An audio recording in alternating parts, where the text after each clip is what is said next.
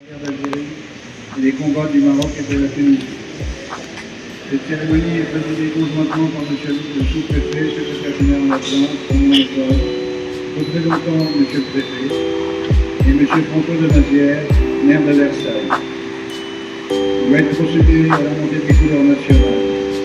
Puis, il sera fait lecture du message de Mme Patricia Miraez, secrétaire d'État chargée des anciens combattants et de la mémoire, auprès de la ministre des Armées, auprès du ministre.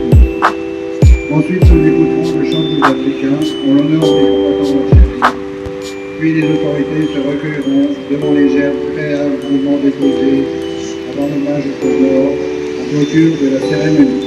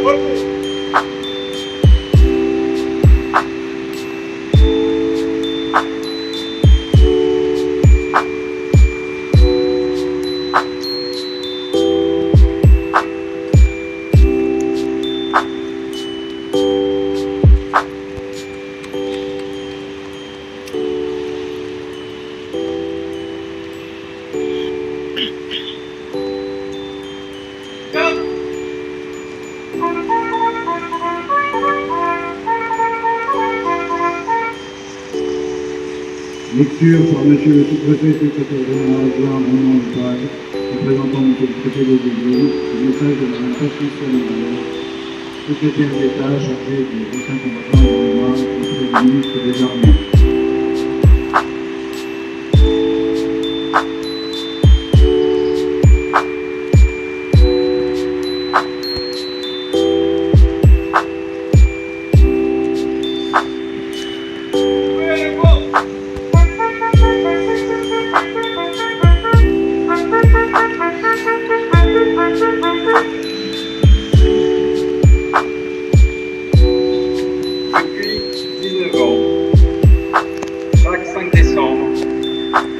Les souffrances de tous ceux qui ont combattu pour la France en Algérie, au Maroc et en Tunisie, et de toutes les victimes, y compris celles des événements qui ont suivi le cessez-le-feu du 19 mars 1962, que la nation reconnaît en leur rendant hommage.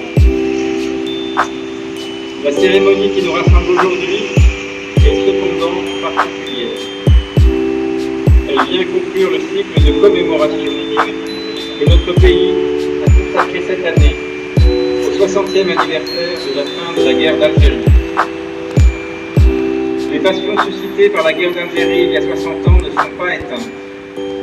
Il en subsiste des mémoires différentes, divergentes. L'année écoulée nous a permis d'avancer collectivement vers un objectif essentiel, celui de l'apaisement de ces mémoires, toutes douloureuses, pour renforcer la cohésion de notre nation. La France a envoyé presque 1,5 million d'hommes se battre en son nom en Algérie entre 1954 et 1972. Plus de 23 000 d'entre eux y ont trouvé la mort. En les honorant aujourd'hui, nous disons à leurs frères d'armes, à leurs familles et à leurs proches que la nation ne les oublie pas. Il en est de même des victimes des attentats et des exactions qui ont marqué la période qui a suivi les accords d'Évian, le 18 mars, jusqu'à la déclaration d'indépendance de l'Algérie le 5 juillet, et parfois au-delà. Le président de la République a exprimé au nom de la nation le caractère impardonnable pour la République de la fusillade de la rue d'Issy le 26 mars 1962. Vous demandez que soit reconnu le massacre du 5 juillet 1962 à Oran. Le sort des harkis et des autres membres des formations supplétives a lui aussi nourri une mémoire douloureuse. La loi du 23 février portant sur la reconnaissance de la nation, les réparations des